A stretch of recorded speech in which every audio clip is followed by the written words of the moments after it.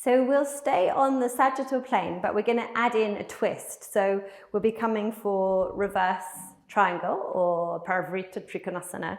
So you can see I'm on the sagittal plane because I've got my legs this way. And then I'm also going to be reaching forward, so still on sagittal, but then I'm going to revolve. So we would call that coronal plane when you're moving into a twist. So I'm turning this way. As soon as you add different planes together, you know that you've gone up a degree of complexity in the poses. So we're leveling up now. I'm going to ask Simon to do the pose and look and adjust at an adjustment that we could just give in the room if we were walking around the students.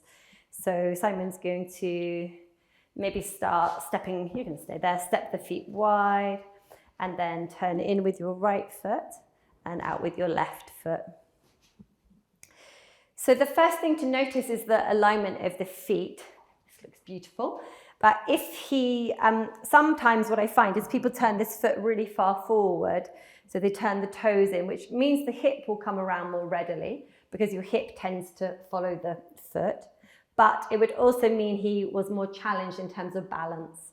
So we can have a look at that a little bit more in a minute, but for now we're just going to ask him to press down through the outer edge of this right foot and to revolve the pelvis around towards this short end of the mat, to reach up with the right arm, take a breath in, and then start to reach forward, and then stop whenever he feels those hamstrings are holding him back. So when he's feeling the hamstrings, and let the hand come onto the leg. This one down, right hand, left leg, good. And the left hand can come on the sacrum, good. So now from here, let's see how it feels to bend that left knee a little bit. So he's got a bit more leeway through the spine. And then to revolve the spine, so the right shoulder tucking underneath the left shoulder as he turns, really nice. So you see that bending the knee just kind of made the posture a little bit more manageable. But of course, when you've got a bent knee, it's going to be more wobbly. If I wanted to adjust, I would stand on this side, and then I could hold the pelvis and the shoulder to open up a little bit more. Or I could put this hand on this shoulder to tuck it under a little bit more. Since he's not feeling super steady there, I'm not going to do like big super duper adjustments. And then when he felt that he wanted to come up, he could just simply escape my grip and straighten that leg to come out of the pose. Fantastic. So it's going well, but still a little bit wobbly. So the most accessible way to adjust that pose is actually using the wall. So we'll have a look at that in a minute. Let's just have a look at the reverse triangle in all of the different people here, then we can see how it looks for adjusting in different bodies. So if you want to go in your own time into reverse triangle. There's quite a lot of different ways of coming in, so you can just choose whichever version you want. You might want a brick under the hand or not. So the simplest adjustment that Rachel's just very cleverly done is to not twist so far. So she's kept her right hand on the right side of the body under its own shoulder rather than trying to twist further this way. So that would feel more manageable. Now you see she's got the legs really stable and she's turning well in the chest. So if I was going to adjust here, I'd stand here. And then I'm kind of lengthening the torso. So I draw this hip back a little, this one up. And then I could go to this side, one hand on the scapula. And if she wanted to lift that arm up, she could. Yeah, really nice. Lovely. And then coming out when she's ready. I'm going to put both hands on the pelvis as she comes up. So you see Simon without twisting did a really nice pose there. The spine now looks really long and he's turning well with that bend in the knee and the brick. Rachel's looked brilliant, perfect. She could go to the other side. Eps is able to cross because her body type's more mobile. As she's coming into it, she's tending to go that way with the head, which to be honest does feel really nice.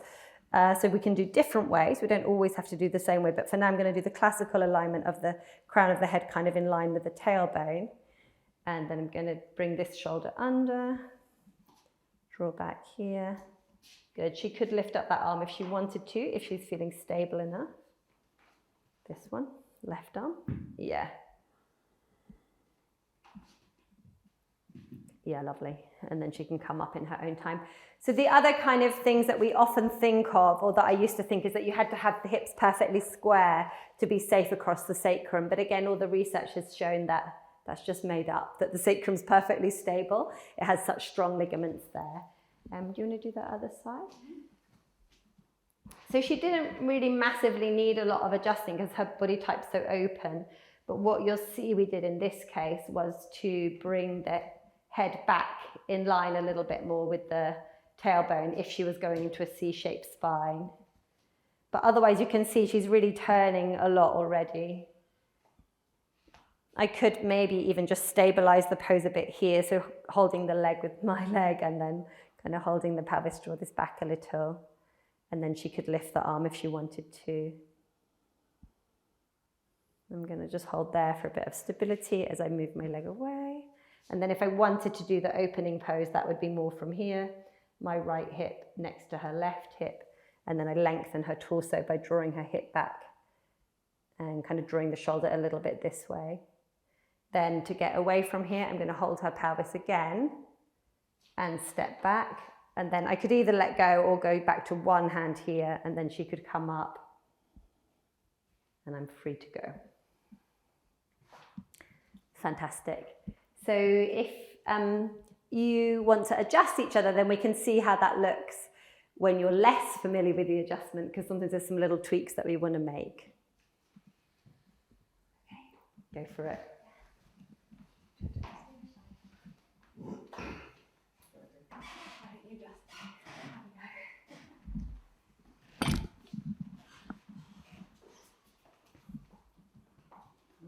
Yeah, really nice. So you tend to face towards the head side if you're wondering which way to face. So her right hip's on the left or you're facing towards the head.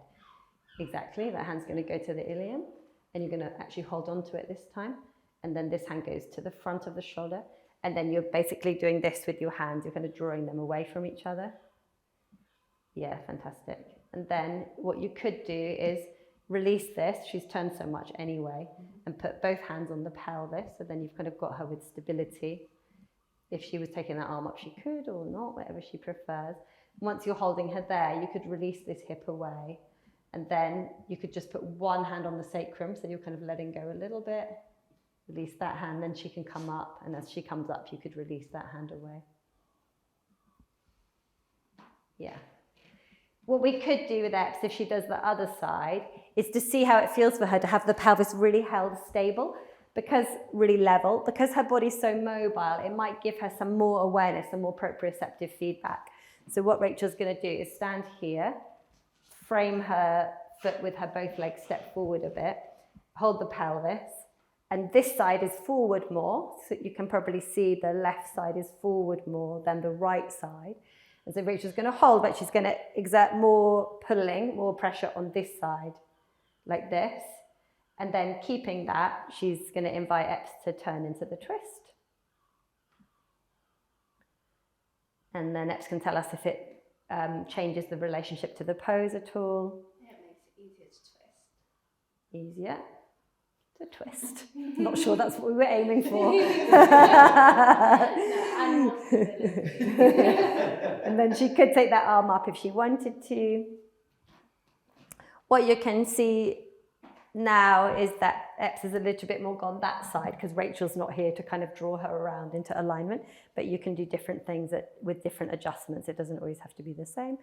Good. And then Eps could start to come out. I would suggest that first before Rachel kind of let go. Yeah, or she could hold the sacrum as she comes up. Yeah. Thank you. And then, do you want to adjust Rachel? Yeah, of course. And then Rachel could adjust Simon. Play it every way.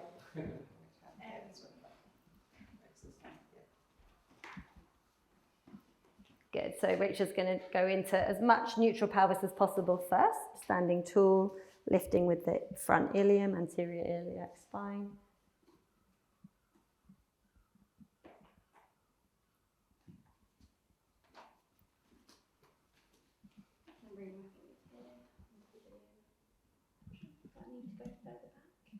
I actually wouldn't worry too much about the alignment of the pelvis in her. So with you, because you're so bendy, we kind of thought, oh, how would it be if we fix the pelvis more? But generally, I'm not so worried about that. So I would go to the other side. So this is Rachel's right leg. So you can have your left thigh just there. And at the same time, you're going to catch the pelvis. So again, you're not pushing her this way. and then this hand goes to the front shoulder, and then you think of drawing your hands away from each other. I would use a grip that's fairly stable, and like also if you just use 1 or 2 fingers all the time, if you were adjusting quite a lot, it could be quite tiring for fingers. So now this looks really nice and long through the spine. Rach, do you want to take your arm up or not? So she can sneak her arm up. Yeah, fantastic. Keep your weight to the outer edge of that back foot. So you can generally say that to a student if you're adjusting them, like press through the back foot, even if you can't see, just in case. Yeah, that looks lovely. Exactly. Then you can see if she's stable enough, you could let go or just hold the pelvis. And then Rachel could start making her way out of the pose. And come up. Yeah, fantastic. So if we just all do it with the feet facing forward, just to show what I meant about the alignment of the hips. So if you take your left toes so they face forward. So sometimes you see people align any of the sagittal poses like this, like Parsvottanasana also would be another one. And then you come into the pose. It's a bit easier to keep the hips level, but you might not feel quite so stable. And then for people who are really bendy, they could probably turn the foot more out to the side, even 90 degrees between the feet, so perpendicular feet, and still come deeply into the pose. Do you see? So we don't need the foot to turn in, it just depends on body types. Ep's foot's turning back towards the wall slightly, and she's still in a deep twist. Yeah, so it's really variable in different people. Yeah, Simon probably couldn't turn the foot back to the wall, but if you do run the feet kind of more parallel to each other, it just makes the base too narrow. It doesn't feel very stable. Fantastic. Beautiful. That looks amazing, Simon. So this is a really lovely pose because you see, because he unhooked that arm there. Give me this hand a sec. Just give me that shoulder. Just see if it feels more easeful there. He gave himself more space to lengthen and turn by keeping the hand on this side. So often it's actually not the teacher so much that needs to adjust, but the student understanding the different options of the pose. Yeah, fantastic. Come out when you're ready. Good. And then for our last revolved triangle trick, we're going to use the wall. And this is a way of getting everybody into a pose that suits them. So if you think about it, when I go into the pose, if the forward fold, this action, has already maxed out all of the space that I've got through the back body, then it's going to be hard to twist. So if I back off from the forward bend, then the twist will come more easily. So we can all just do it at the same time. We could start, might be easiest to put the hands on the wall and then keep one foot closer and step the other leg back.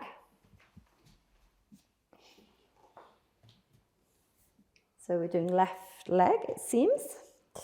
Good, and then just look forward at the wall and check you've got enough length through the spine. So if you feel that you're rounding, or as the student you could see, then you could step closer and it would require less forward fold, so you could be more up like this. Fantastic. Now from here, bring your right hand to the center, kind of in line with your chest. Bring your left hand onto the sacrum. Now keep that length of the spine as you reach towards the wall, and just start to turn your right shoulder underneath your left shoulder more, and see how that feels with your breath. Keep steady through the legs. You might want to slightly hug the hips towards each other so you've got that sense of stability at the outer hips. Then, if you feel you've got more space in the forward fold action, you can slide down with your right hand. But if you notice that that's kind of pulling you out of the twist, then stay high with the arm. And then people who are really steady obviously could come quite low, or really bendy, I should say. And they could even then move all the way into the twist with the hand on the floor, or crossing all the way over the leg. So Eps could probably go like that and still keep that same relationship of length through the spine. Yeah, as these guys have decided to stay more on the wall. So it's a really good way to get everybody into the pose where they need to be. Fantastic. And then just take your time when you feel ready to come up. Place both hands on the wall. Good. Step your right foot parallel to your left foot, and then step your left leg back. Reaching forward to the wall so you feel the length along the spine, hips hugging towards each other a little. Move your left hand to the center, move your right hand to the sacrum. Reaching forward to the breastbone. Start to draw the left shoulder under the right shoulder and the right shoulder over. Turning through the upper back. Drawing that right shoulder up, good. And then see if you want to stay there or if you want your left hand to come lower, and just see how that feels in the back of the body. Because if we max out the forward fold, we might lose the length of the spine, and then if you lose the length of the spine, you haven't got that space to revolve, to turn, which is the key action of this pose. Fantastic. When that feels enough for you, reaching towards the wall, walking the arms up. Good. Bring both hands on the wall, step in with that back leg, and you're free to roam. Amazing. So that's one way of working with reverse triangle. Parivrtta Trikonasana that should work for everyone.